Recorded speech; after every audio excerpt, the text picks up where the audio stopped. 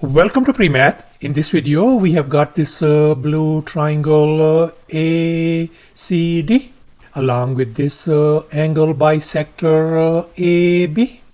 As you can see in this given diagram, such that this angle CAB is equal to this angle DAB. In other words, this angle is alpha and this angle is alpha as well. And moreover, this angle ABD is 120 degrees. And furthermore, this segment BC length is 3 units.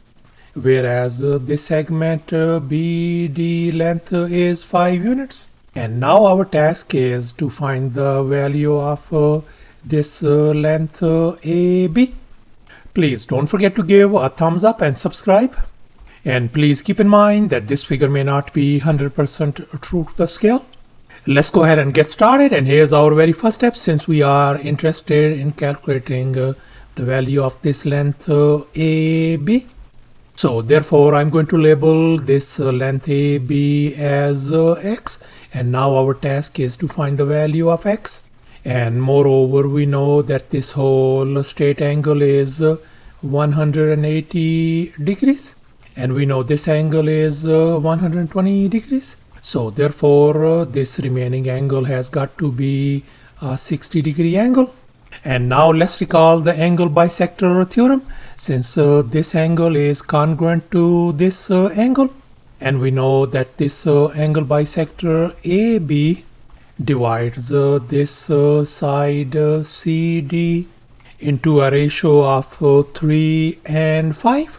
So there has got to be a relationship between these two respective side lengths as well. And if this side is 3 units, then this side length has got to be 3 times some constant t. And likewise for this side 5, this side length has got to be 5 times some constant t as well. And now our task is to find the value of constant t. And now we are going to focus on this triangle ABC, whose side lengths are 3 times t, 3 and x. And the angle in between is 60 degrees. So therefore, we are going to recall the law of cosines for this triangle ABC, along with these angles alpha, beta and gamma with their respective side lengths A, B and C. Then we are ended up with these 3 law of cosines, and we are going to apply this law of cosines on this triangle ABC.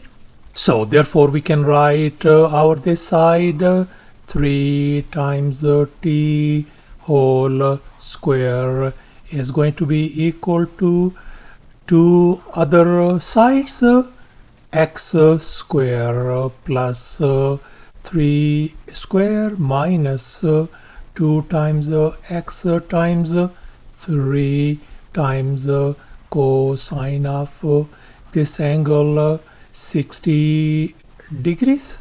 Let's go ahead and simplify. That is going to give us 9 times t square equal to x square plus 9 minus 6 times x. And now we know that cosine of 60 degrees is 1 divided by 2. So therefore, I'm going to replace this cosine of 60 degrees with 1 divided by 2 over here. So therefore, I'm going to multiply by 1 divided by 2 over here. And if we multiply everything, this is going to give us 3 times x. And now I'm going to divide both sides by 9 to isolate t square. So therefore, our t square value is going to be simply x square plus 9 minus 3 times x divided by 9. And I'm going to label this one as our equation number 1. And now we are going to focus on this other triangle ABD as well, whose side lengths are x, 5 and 5 times constant t. and the angle in between is 120 degrees. So therefore we are going to apply the law of cosines on this triangle as well. And here are our law of cosines once again. Let's go ahead and apply. So we can write 5 times constant t whole square is going to be equal to x square plus 5 square minus 2 times x times 5 times cosine of 120 degrees. And now we can see that cosine of 120 degrees is equal to negative 1 divided by 2. So therefore I'm going to replace this cosine of 120 degrees with negative 1 divided by 2 over here. So therefore we can write down 25t square equals to x square plus 25 minus 10 times x times cosine of 120 degrees is negative 1 divided by 2 over here. And here we can see negative 10x times negative 1 divided by 2 is going to give us positive 5 times x. And now I'm going to divide both sides by 25 to isolate t square.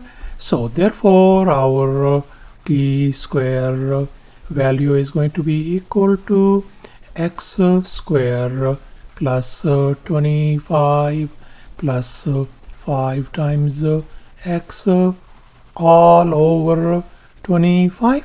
And I'm going to label this one as our equation number 2. So thus we are ended up with these two equations, equation 1 and equation 2. And we are going to compare these two equations since the left hand sides are identical. So therefore we can equate the right hand sides as well. So therefore we can write x square plus 9 minus 3 times x all over 9 equals to x square plus 25 plus 5 times x divided by 25. And now we are going to cross multiply. So therefore we can write 25 times x square plus 9 minus 3 times x is going to be equal to 9 times x square plus 25 plus 5 times x. And now we are going to multiply, distribute, and now we can see 225 and 225, they are gone from both sides. And now I'm going to move these terms to the left hand side. So therefore we can write 25 x square minus 75x minus 9x square minus 45 x is going to be equal to 0. So therefore we are ended up with 16 times x square minus 120 x equal to 0. And now I'm going to divide all these sides by 8. So therefore we are ended up with 2x square minus 15x equal to 0. And here we can see x is in common, so I can factor x out. We got 2x minus 15 equal to 0. And now we can separate this equation into two parts. So either x is going to be equal to 0 or 2x minus 15 equal to 0. And now we can see that x equal to 0 is not possible. So therefore we are going to accept this scenario, 2x minus 15 equal to 0. And now we are going to move this 15 on the other side. Let's divide both sides by 2 to isolate x value. So therefore our x value simply turns out to be 7.5 units. So thus after all the calculations and manipulations, our this AB length turns out to be 7.5 units. And that's our final answer. Thanks for watching, and please don't forget to subscribe to my channel for more exciting videos. Bye.